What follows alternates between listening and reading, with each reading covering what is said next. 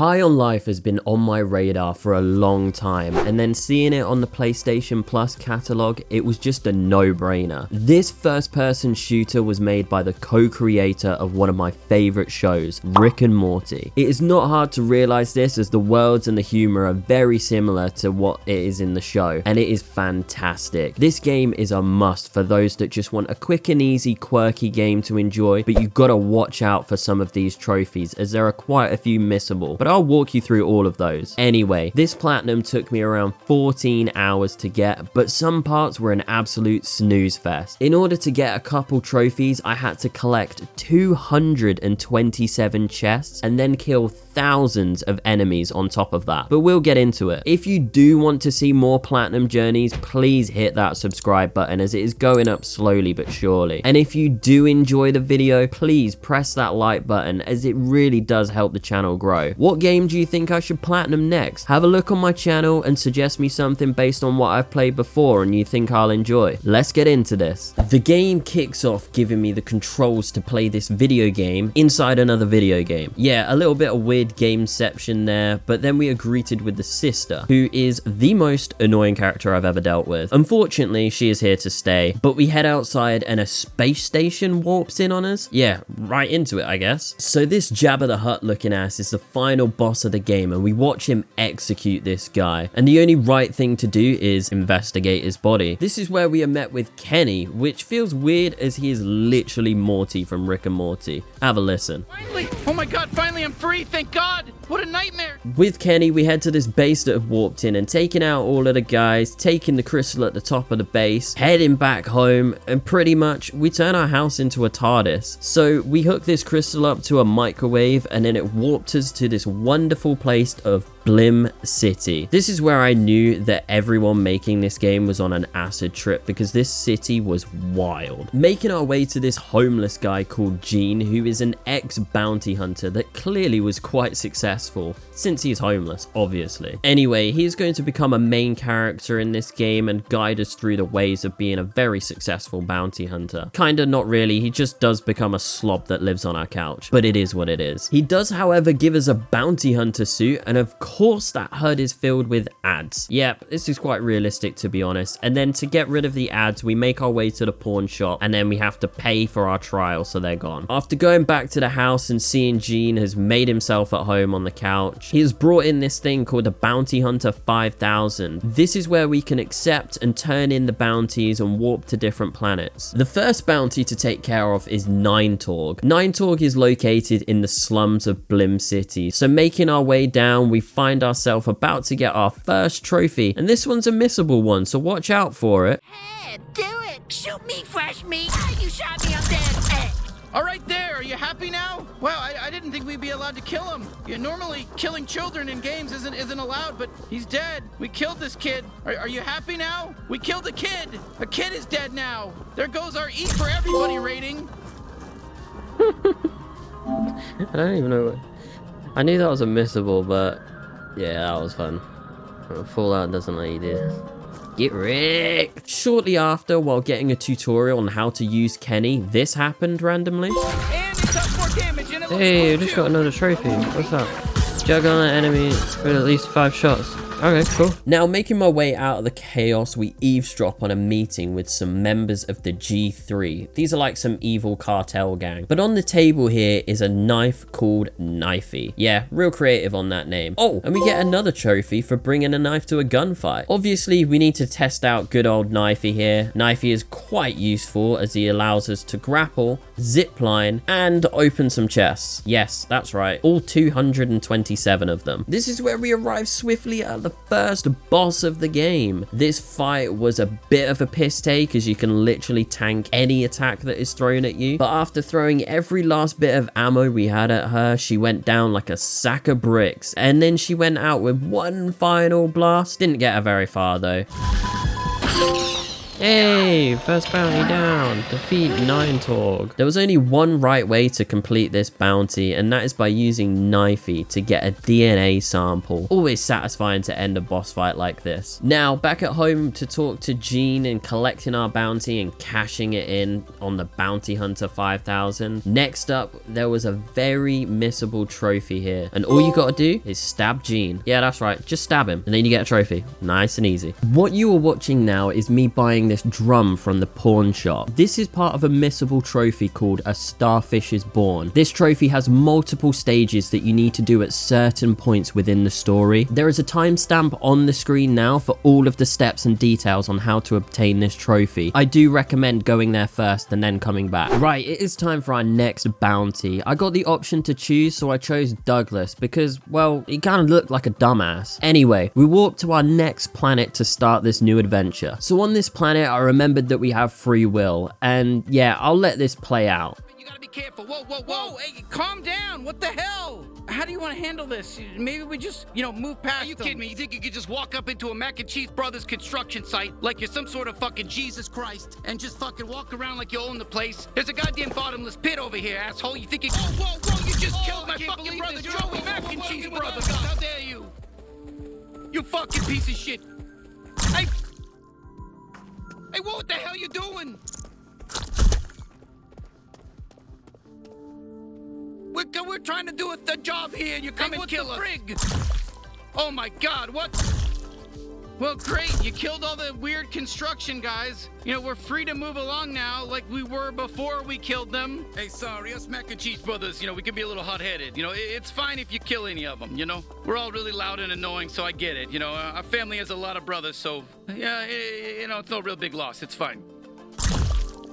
Oof, yeah, there was no commentary for this. I just became a terrorist for absolutely no reason at all. Making our way down the elevator to Dredgetown, this makes me really love the art style of this game and just the whole atmosphere, really. It really does make you feel like we are in the same universe as Rick and Morty or something similar. Like, come on, this place is just an LSD trip, I swear to God. Yeah, just to make the game even weirder, I met this guy, but what's so special about him? Well, he let us get gooped on. Yeah, not really sure if I got shat on or ejaculated on, but we move on to the G3 recruitment center to watch a video. Damn, this game's sending me back to school. After that boring ass video, we go into the battlefield for some training and then some parkour, and then boom, I'm now a G3 member. Training completed, and we meet this weird octopus looking thing that leads us to some puzzles that we had to connect some pipes just so he could get across, basically. This all led to one huge puzzle, and then it took me like 30 seconds to figure it out, right before the blue-faced idiot turns out to be Douglas. Plot twist alert. This second boss fight of the game wasn't too bad at all. I did get low a couple times, but taking him out was no problem at all. He was quite annoying by jumping around everywhere and, keep turning the floor into some electric frying pan, but we took the dumbass out. But by taking this dumbass out, I guess we graduated from the G3 training, and of course Knifey comes out to get the DNA sample, and then we get this. Hey, wait, Sweezy like Sunday morning. I'm playing Sweezy.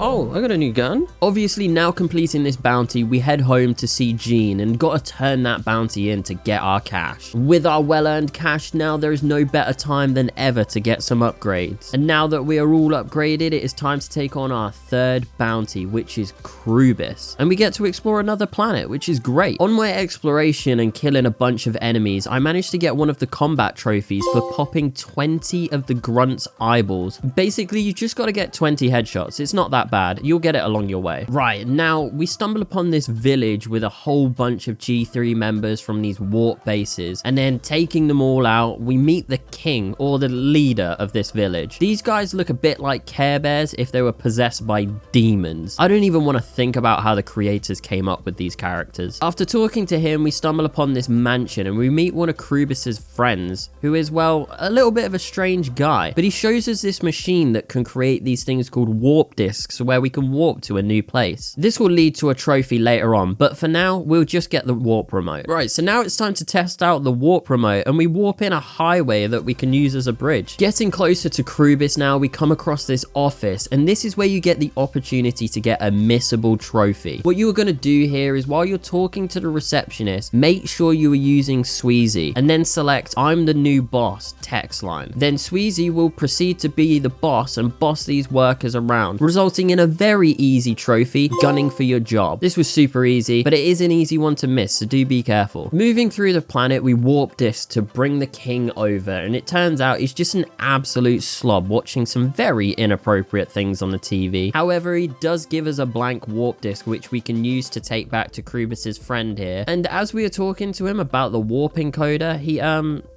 dies and he shits himself. Let's move on from that. We use the encoder and get the warp disc to take us to Krubis. Well, more like bring Krubis to us. Here we go, it's boss fight number 3. This was genuinely a breeze. Sweezy felt really overpowered, as you can just slow him down and shoot him a bunch of times, then hit him with a melee attack if you're in range. Just literally just rinse and repeat this. Rinse and repeat this, and then he's dead as hell. This is a pretty easy fight, to be fair.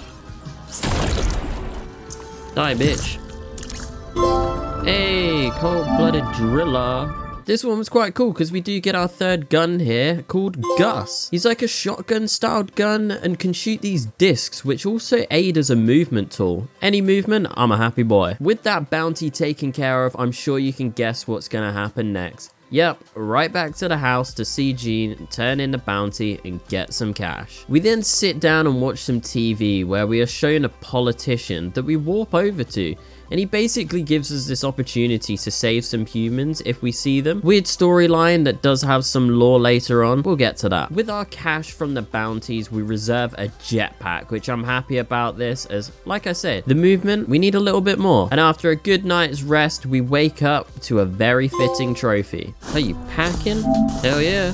That's right, now with the jetpack on our back, we can now set our sights on the 4th bounty, and I chose Dr. Giblets for my next one, because, I don't know, he just has a slappable face, so let's get at him. This time around, we got a really annoying detective mode on our suit while we gather some information on this infamous Dr. Giblets. We pretty much needed to interrogate a couple guys and go on a detective mission around the world. And on our investigation, we come across Dumb and Dumber here, who tells us to return home and meet Gene. Now, just as we leave this shop, there is a missable trophy. It's quite obvious, but all you need to do is walk over to this dead guy and steal his boots. Yep, we just stole a dead guy's boots. The mag boots are pretty cool as it means we can run on magnetic surfaces. Any movement tool is always a bonus. Those two idiots from before belong to that weird politician dude that was on the TV, but he's actually quite useful here as he gives us a map to Dr. Giblets. Okay, now arriving at Dr. Giblets, you guys need to strap in because this one is a tough one.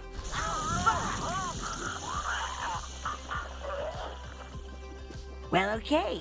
I guess Dr. Giblets went and killed himself for Hardest battle in the game. That was anticlimactic. Yeah, Jesus Christ, that was tough. The easiest one yet. No, that was tough. It does get a little bit more interesting as we drop into a pit for a fight lasting a few waves while we get some dialogue from Dr. Giblets about him trying to figure out who killed him. He then does eventually come to the conclusion that he killed himself, and we just make a swift exit. You know how the story goes. We return home, talk to Gene, and this time we hand over a dead Galatian, which has a little bit of lore later on, but we turn in the bounty after that. This next bit is very missable, so pay attention. Right after Giblets, you want to head out into Blim City to find this guy and buy his cum. Yep, that's right. Buy his cum. You will get a trophy at the end of the game, which you'll see later on, but just do not miss this step. On the way to the next bounty, the Skrendel Bros, we find a new Galatian called Creature in the weapons lab. As a weapon, he is pretty useless, but he allows us to access some new areas by shooting out babies that die after a short amount of time. This bounty is a little unique as it has multiple stages, and the first one is real simple. You just gotta shoot him a lot, get his health down, and he does not last long at all before he just runs away to the brothers. Same goes for the next stage. You just rinse and repeat, get that health bar down, and she scarpers away. At long last, we do make it to the final stage of the fight here, and we get a little warm-up with this guy. Didn't take long again. He had a really low health bar, but as soon as we beat his ass, all three came together for the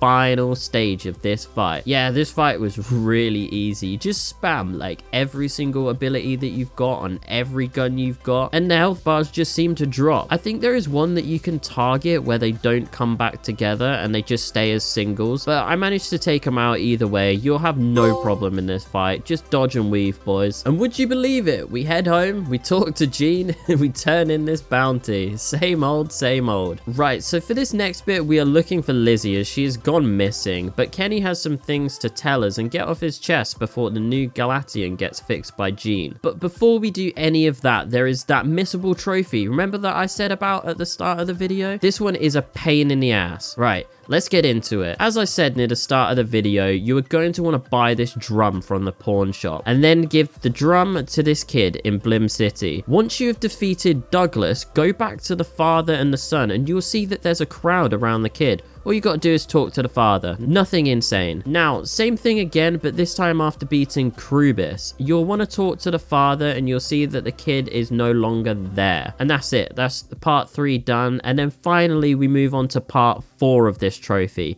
After Dr. Giblets, you can come over here and see that the kid is now on the TVs. And after a short time of watching, you'll get this trophy. I really don't think this trophy is possible without a guide, so it's a bit rough. You just wouldn't normally play the game like this. But hey ho. Right, now back to what Kenny was telling us. It's a little bit of a pointless storyline, but for those that do want to know, Kenny tells us that there is a reason for that warp station that hit Earth at the start of the game. And this is the reason that humans are in danger now, and this new Galatian knows that. That's basically it. He wanted to tell us before the new gun could tell the other guys, and yeah, he just wanted to tell us first, basically. Right, now we get another chance to get a missable trophy here. It's really simple. Just pay the bill. Oh, shit, yeah.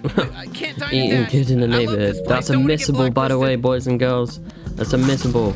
Always pay your debt. Returning back home to collect our guns, the heat on Blim City is now getting too much, so Gene warps us on to this deserted planet. Oh yeah, let's go find Lizzie. We do manage to find her and bring her home, and then Kenny thinks it's a good time to tell the group of his mistakes. This causes some friction between all of the guns, but it is now time to put that aside as we need to get on with our 6th bounty. The next bounty is Nipulon, and on our way to Nipulon, we found this guy again. But this time we had to go searching for a special flower so his pet can goop on us again. And you aren't going to believe how I got this flower. So we go to these guys and then we go to their dad and then we kill their dad. Oh shit, why did I...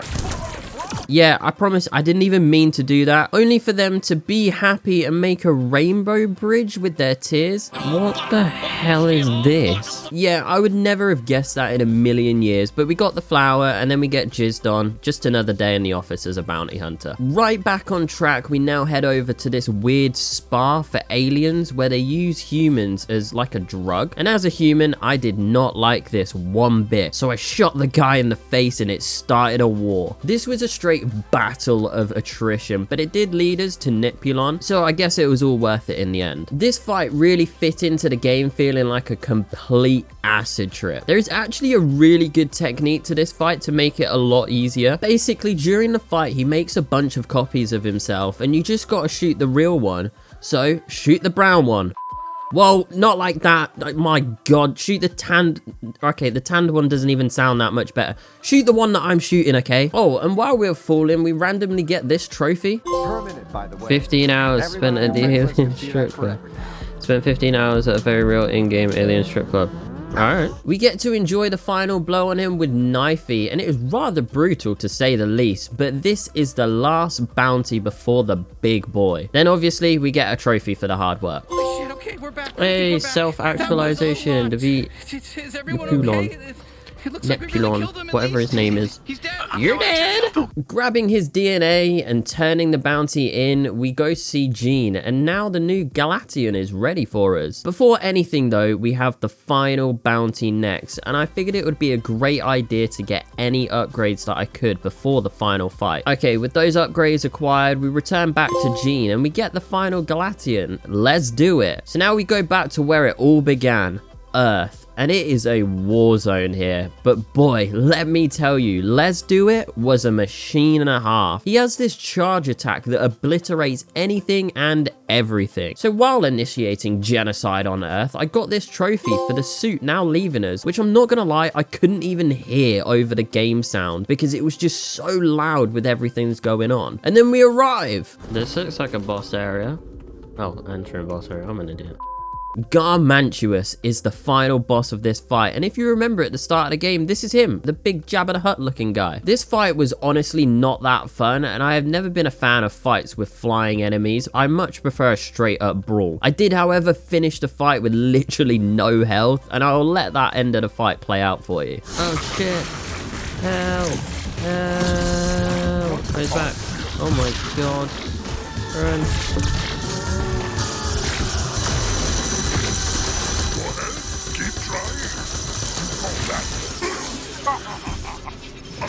Not even low. So yeah, we beat him and then shove a bomb up his ass, but the bomb does not detonate straight away, and this kickstarts phase 2. Phase 2 was exactly the same. Just spam Let's Do It and every single ability you have, and then this happens. And pay close attention because there is a missable trophy here.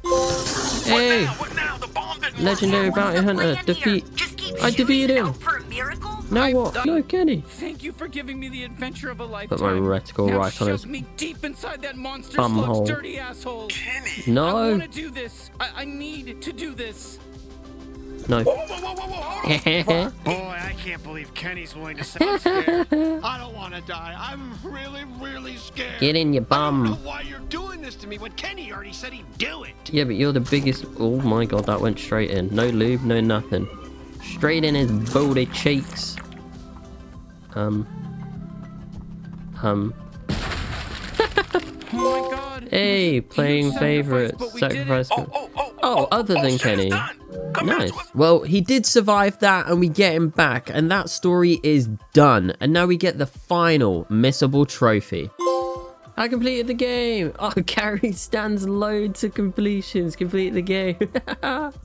You know what? That was actually quite fun. It was a lot of yip yap from the characters and things like that, but that was quite fun. And yeah, that's it. The story is now done and dusted.